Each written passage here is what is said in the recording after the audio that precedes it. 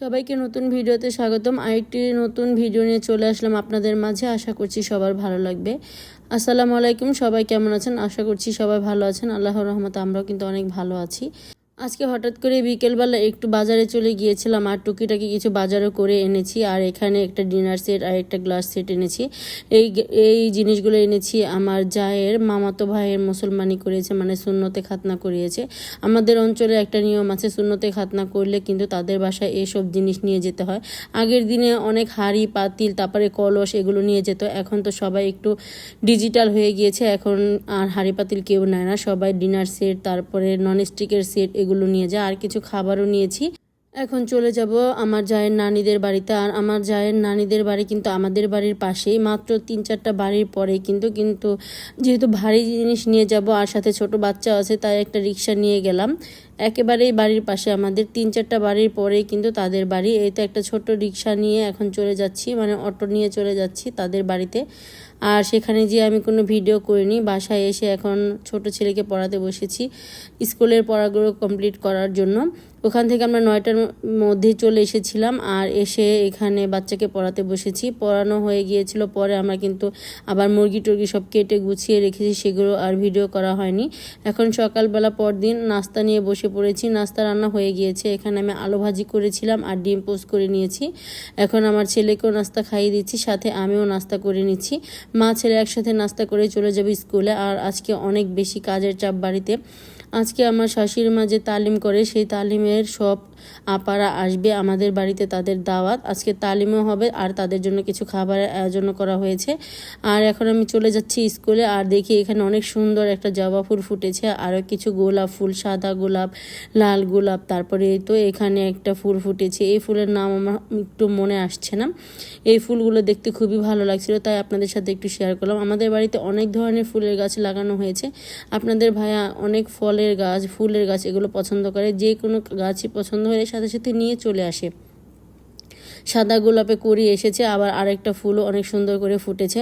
এই তো স্কুলে চলে গিয়েছিলাম আর বাসায় এসে এখন রান্না বসিয়ে দিয়েছি। আজকে কিন্তু বাসায় আবার অনেক কাজের লোকও নেওয়া হয়েছে। আমাদের যেখানে রান্না করি সেখানে প্রচুর বালু, আরও ছাটে অনেক পরিমাণ বালু ছিল। আর সেই জন্য আজকে এগুলো সব পাকা করে ফেলবে। আর বাহিরে আমাদের কোনো পানির ব্যবস্থা ছিল না, আমরা কিন্তু মোটরের পাইপ দিয়ে বালতি ভরে ভরে এই 2-3 মাস কষ্ট করে কাজ করলাম। আজকে সেই পানির লাইনটাও ঠিক করবে। এখানে আজকে 2 ধরনের রান্না করব, শুধু দুপুরে খাওয়ার জন্য 2টা মাছই রান্না করব। এই তো দেখুন এখানে কলের চুলার পাশে এখানে কল লাগানো হয়েছে, এগুলো এখন পাকা করে দেবে। আর চুলার পেছনেও কিন্তু অনেক বালু ছিল, সেগুলোর মধ্যে কিন্তু সুরকি বিছানো হয়ে গেছে। এগুলো সিমেন্ট দিয়ে একেবারে ঢালাই করে দেবে যাতে বালুটা একটু কম আসে। আর ঘরে প্রচুর পরিমাণ বালু যায়, বালুর জন্য কিন্তু ঘরে থাকাই যায় না, এরকম অবস্থা, সেজন্য এগুলো করার। আর বাহিরে রান্না বসিয়ে দিয়েছিলাম আর হঠাৎ করে কিন্তু বাহিরে যে মিস্ত্রিগুলো এই ঢালাইয়ের কাজ করবে তারা চলে এসেছিল, তাই আবার ঘরে এসে তারপর রান্নাটা বসিয়ে দিয়েছি। এই রান্নাগুলো করার পরে আবার আমাদের তালিমের জন্য রান্না করতে হবে। আজকে বিরিয়ানি রান্না করব তাদের জন্য, আর সাথে থাকবে পায়েস। সেগুলো আমি পরের ব্লগে দেখাবো। সব কিছু একসাথে দেখাতে গেলে ব্লগটা অনেক বড় হয়ে যাবে আর সবাই কিন্তু দেখতে দেখতে বোর হয়ে যাবে। সেজন্য আমি আলাদা আলাদা করে দুইটা ব্লগ করব আজকে।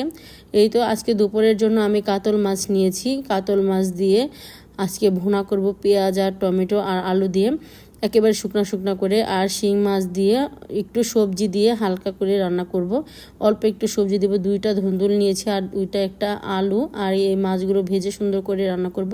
যেহেতু শুধু একবেলা খাওয়া হবে আর সেজন্য বেশি কিছু করলাম না, 2টা তরকারি আজকে রান্না করব। আর বিকেলবেলা তো আপাদের জন্য আবার বিরিয়ানি রান্না করব। সেই বিরিয়ানিটা রাতের বেলায় আমরা খাবো, শুধু দুপুরের জন্য এই রান্নাটা করে নিচ্ছি। এখানে এই তো পেঁয়াজগুলো ভালো করে ভেজে নিয়েছিলাম, আলু সাথে দিয়েছিলাম। আলুগুলো অনেকটা ভাজা ভাজা হয়ে গিয়েছে। এখন এর মধ্যে একটা টমেটো দিয়ে দিলাম।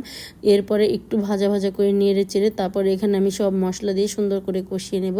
এভাবে আলু পেঁয়াজ টমেটো দিয়ে মাছ ভুনা করলে কিন্তু খেতে বেশ ভালোই লাগে।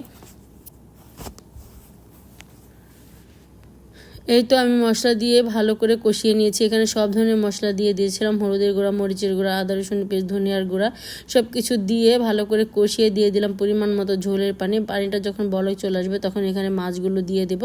আর তরকারিটা শুকনো শুকনো হয়ে গেলেই নামিয়ে নেব। এই তো এখানে তরকারিটা কিন্তু আমার রান্না হয়ে গিয়েছে, আর একটু ঝোল শুকাবো তারপর নামিয়ে ফেলবো। এই তরকারিটা নামিয়ে কিন্তু আমি শিং মাছের তরকারি বসিয়ে দিয়েছি। শিং মাছের তরকারি রান্না করার জন্য মশলা কষিয়ে নিয়েছি। এখানে ধুন্দুল আর আলু দিয়ে দিলাম। মাত্র 2টা ধুন্দুল ছিল ঘরে, সেই ধুন্দুলটি দিয়ে আজকে রান্নাগুলো করব। আর অল্প সবজি দিয়ে শিং মাছ রান্না করলে বেশ ভালোই লাগে। আজকে তরকারিটা কিন্তু অনেক সুন্দর মজা হয়েছিল। এখন সুন্দর করে কষিয়ে তারপর পরিমাণ মতো ঝোল দিয়ে দিয়েছিলাম। এখন ভেজে রাখা শিং মাছগুলো দিয়ে দিলাম। তারপর একবারে একটা মাখা মাখা তরকারি না করে তারপর নামিয়ে নেব। আমার এই ছোট ছোট ভিডিওগুলো যদি আপনাদের কাছে ভালো লাগে অবশ্যই আমার ইউটিউব চ্যানেলটা সাবস্ক্রাইব করে দিবেন। আর সাবস্ক্রাইব করা হলে পাশে থাকা ছোট্ট বেল আইকনটি প্রেস করে দিবেন। তাহলে আমি নতুন নতুন ভিডিও ছাড়ার সাথে সাথে আপনাদের কাছে নোটিফিকেশন চলে যাবে, আপনারা আমার ভিডিওটি দেখে নিতে পারবেন। দুপুরে রান্নাবান্না শেষ, আর বড় ছেলেটা স্কুল থেকে চলে এসেছে টিফিন খাওয়ার জন্য, ওর জন্য ভাত বেড়ে নিয়েছি। আজকে এ পর্যন্তই, আল্লাহ হাফেজ।